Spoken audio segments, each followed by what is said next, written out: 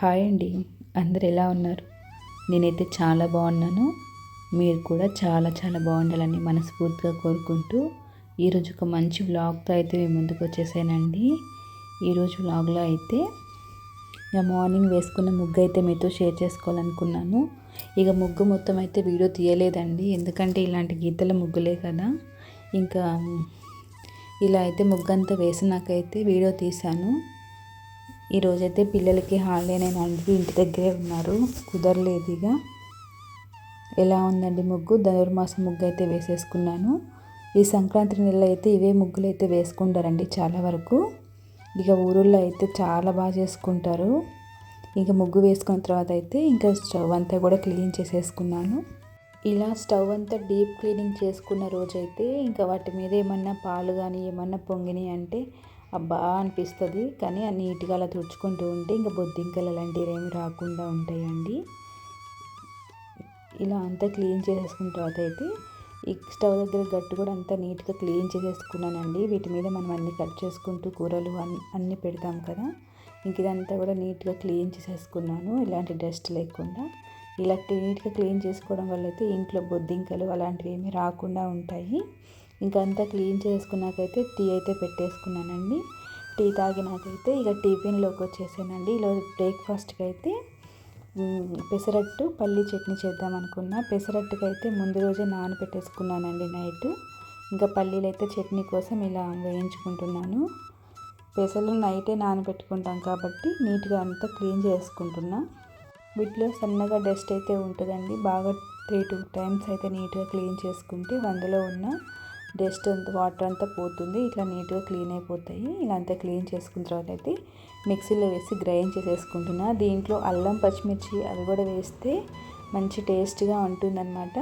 నేనైతే మా పిల్లలు అల్లం ఫ్లేవర్ ఇష్టపడరని చెప్పేసి నేనైతే ఏం వేయలేదండి. ఇలా దోశ బెటర్ లాగా అయితే ఇలా గ్రైండ్ చేసేసుకున్నాను. అందులోకి అయితే మనం దోశ పెంక అయితే పెట్టేసుకున్నాం కదండి, అది వేడవుతూ ఉంది కాబట్టి ఈలోపైతే పల్లీలు కూడా వేయించుకుంటున్నాను అనమాట.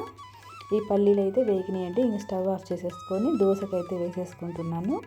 దోశకైతే ఎప్పుడు ఏ దోశ వేసినా ఫస్ట్ అయితే ఇలా ఆయిల్తో కొంచెం వేసుకొని ఆయిల్ అంతా పెంక అంతా స్ప్రెడ్ అయ్యేలా చేసుకొని ఒక టిష్యూ పేపర్తో నీట్గా క్లీన్ చేసుకుంటే దోశలు అనేవి దోశ పెంకకి అతుక్కోకుండా ఉంటాయండి. కొన్ని సార్లు అయితే దోశలు రావు కదా ఇట్లా వేస్తే, కానీ ఇలా చేయడం వల్ల అయితే నీట్గా దోశ అనేది చక్కగా వచ్చేస్తుంది.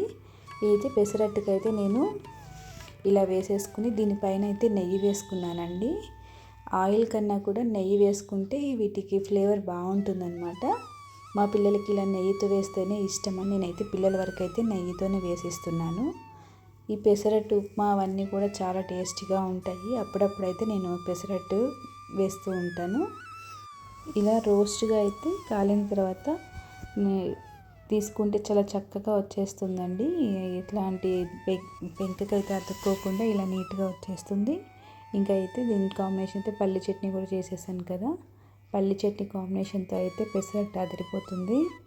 ఇక బ్రేక్ఫాస్ట్ అయితే చేసేసి ఇంకా స్టవ్ అంతా క్లీన్ చేసుకున్నా కదా, అలానే టిఫిన్ చేసిన గిన్నెలు అవన్నీ కూడా ఉంటే అవన్నీ కూడా నీట్గా క్లీన్ చేసేసుకొని ఒకసారి కిచెన్ అంతా కూడా నీట్గా క్లీన్ చేసుకొని ఇంక ఇంట్లో పని అంతా అయిపోయిన తర్వాత అయితే ఇంకా వంట చేసేసానండి. ఈరోజు వంటలోకి అయితే లంచ్లోకి టమాటా ఎగ్ కర్రీ చేశాను. టమాటా ఎగ్ కర్రీ చాలా టేస్టీగా ఉంటుంది కదా.